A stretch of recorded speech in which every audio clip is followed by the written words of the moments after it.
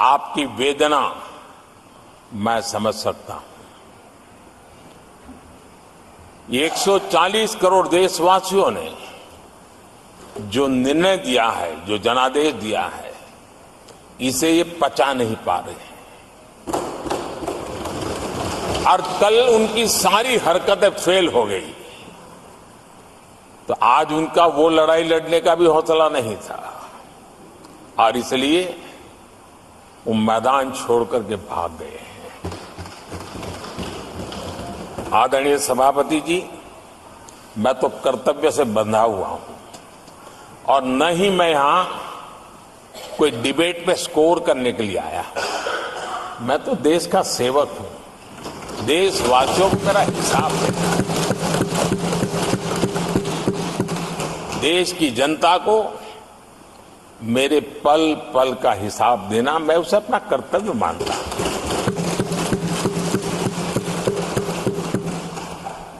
आदरणीय सभापति जी, वैश्विक परिस्थितियां ऐसी पैदा हुई कि फर्टिलाइजर के लिए बहुत बड़ा संकट पैदा हुआ।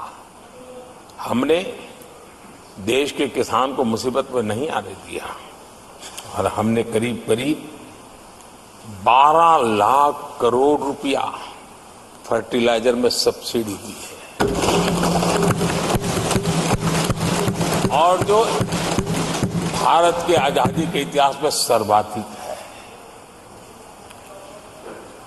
और उसी का परिणाम है कि हमारे किसान को फर्टिलाइजर का इतना बड़ा बोझ उस तक हमने जाने नहीं दिया। सरकार ने अपने कंधे पर उसको उठा लिया है। आदरणीय सभापति जी, हमने एमएसपी में भी रिकॉर्ड बढ़ोतरी की है। इतना ही नहीं, खरीद के भी नए रिकॉर्ड बनाए हैं। पहले एमएसपी की घोषणा होती थी लेकिन किसानों से कुछ भी लिया नहीं जाता था, बातें बताई जाती थी। पहले की तुलना में अनेक गुना ज्यादा खरीदी कर करके हमने किसानों को सामर्थ्यवान बनाने का प्रयास किया।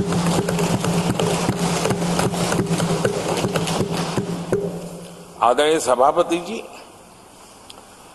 10 वर्षों में हमने कांग्रेस सरकार की तुलना में धान और गेहूं किसानों तक 2.5 गुना अधिक पैसा पहुंचाया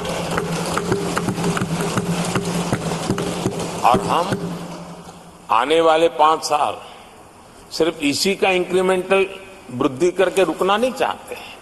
हम नए नए क्षेत्रों को, उन कठिनाइयों का अध्ययन करके उसकी मुक्ति के लिए प्रयास कर रहे हैं और इसलिए आदरणीय सभापति जी, अन्न भंडारण का विश्व का सबसे बड़ा अभियान हमने हाथ लिया है और लाखों की तादाद में विकेंद्रित व्यवस्था के तहत अन्न भंडारणों की रचना करने की दिशा में काम चल पड़ा है।